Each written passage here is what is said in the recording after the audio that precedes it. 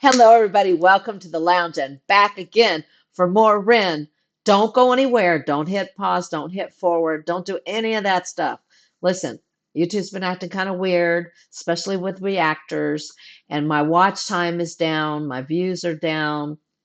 Analytics across the board are down. And if you've been watching a lot of reactors, I'm probably not the only one telling you this. So don't fast forward.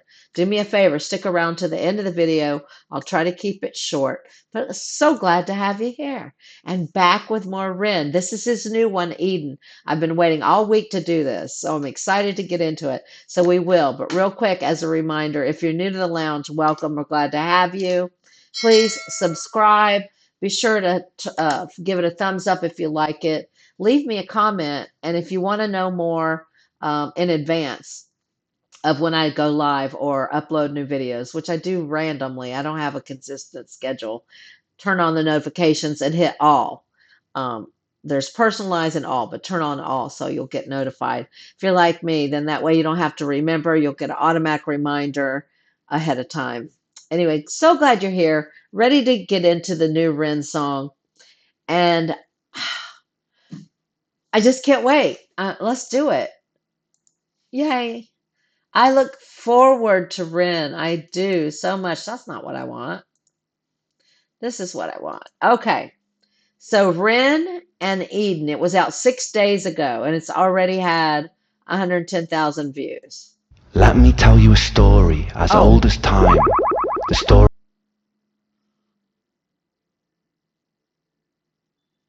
Oh, what's going on here? Sorry, guys. I'm lagging a little bit. Internet here is not the best.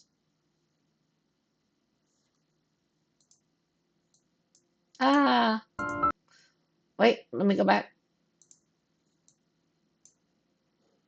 It starts with a God who wanted. Wait, go back. The story of Adam and Eve. Go back. The story of Adam. As old as time. The story of Adam and Eve.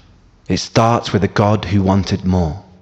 God had just created the heavens and the earth. He had the angels by his side, but they had no will of their own, and so the autonomy to love or reject him was never theirs.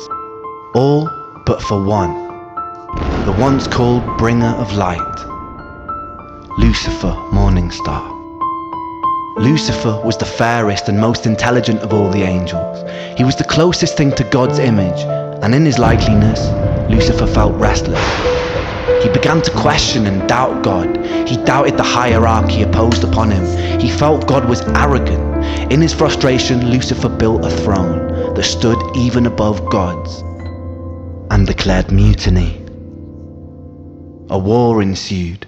God, being all-powerful, came out the victor and banished Lucifer from the heavens and exiled him to earth. Once again, God was alone with his power.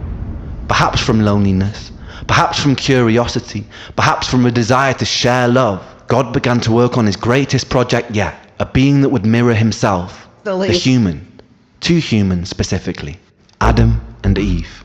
They were placed inside a paradise built for them on earth, the Garden of Eden.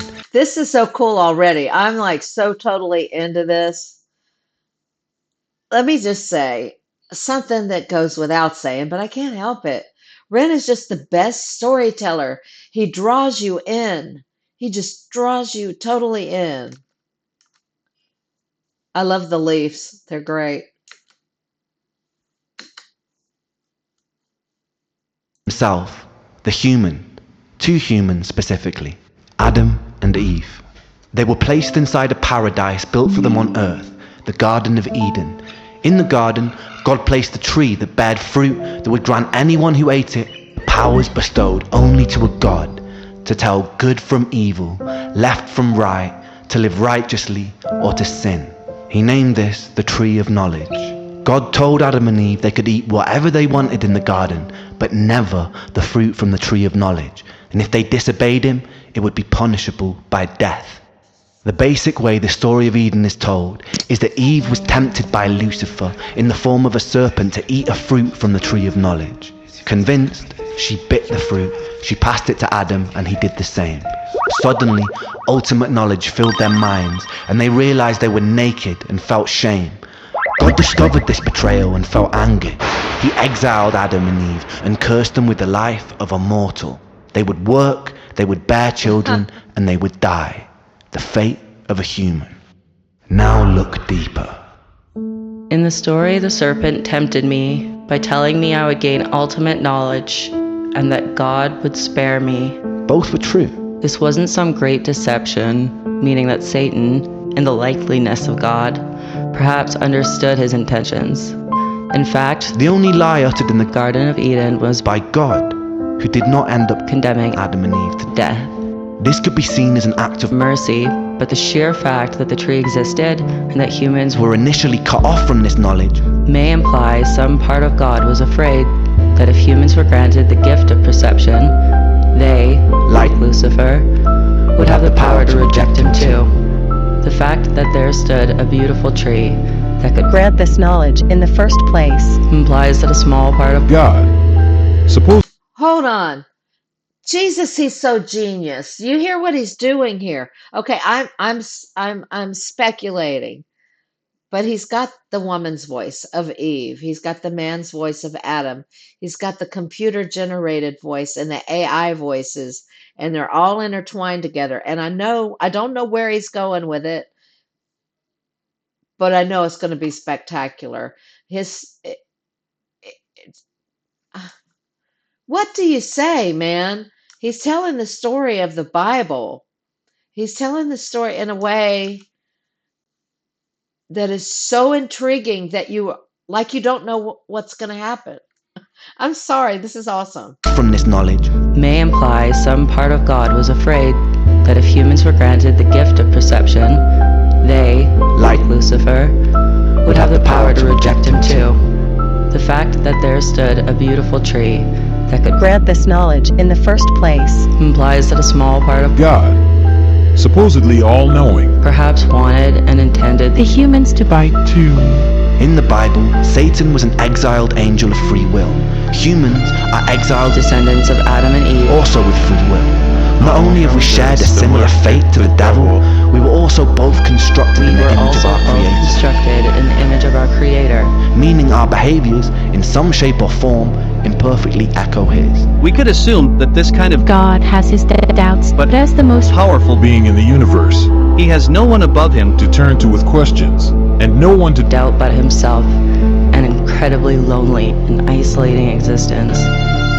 We must only assume that the common thread between God, Lucifer, and us is the desire for more, an eternal curiosity, a desire perhaps birthed from a seed of loneliness. If not, why would we exist in the first place?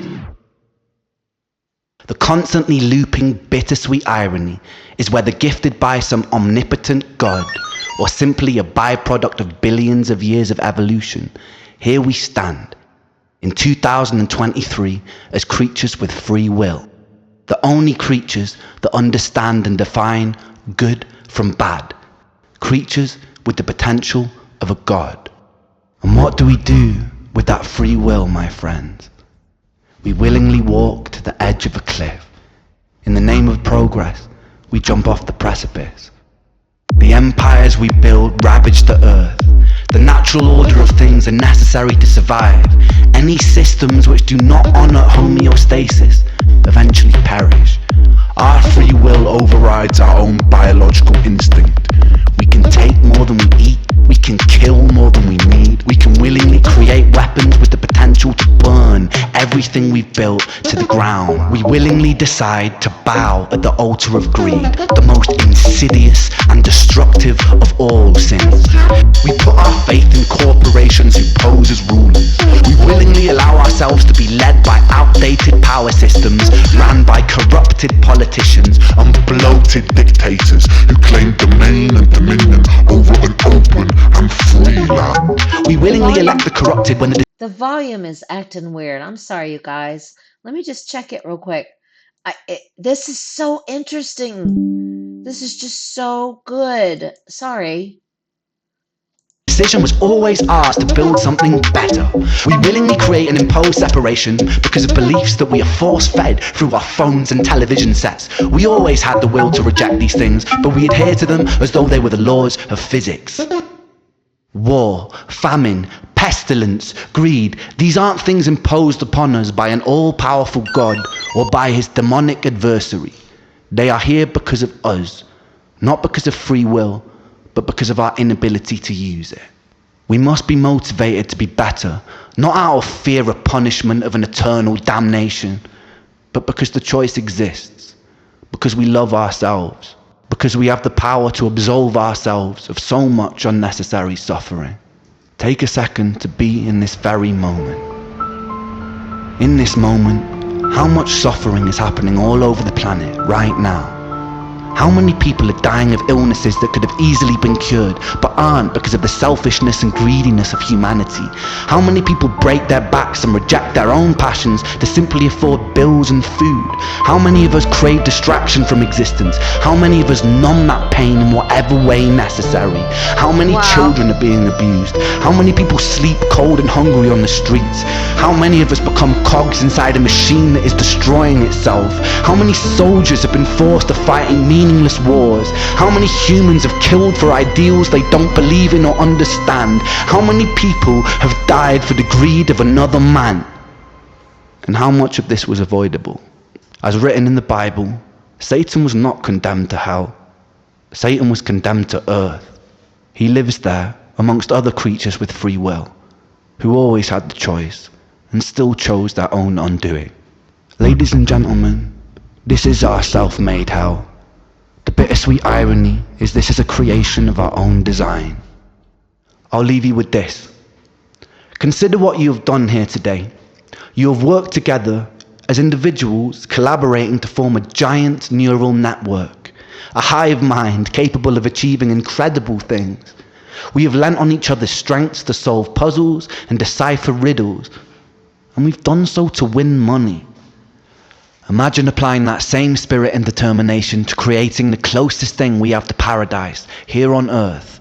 By using the power of collaboration, we can work together to even the playing field for everybody.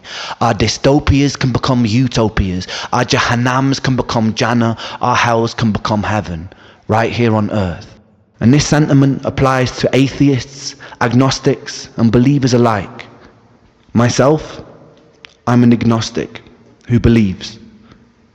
I believe in us. We must do better because we can choose to. We must be better simply because the option exists. Wow. Thank you. Oh, Jesus. Boy, I wasn't expecting to start off with my live stream like this. That was so deep. And he's not wrong. I mean, I may not, definitely thumbs up. I may not 100% agree with every single thing he said. And he said so much. Don't get me wrong. There's a lot to unpack there. A lot to unpack.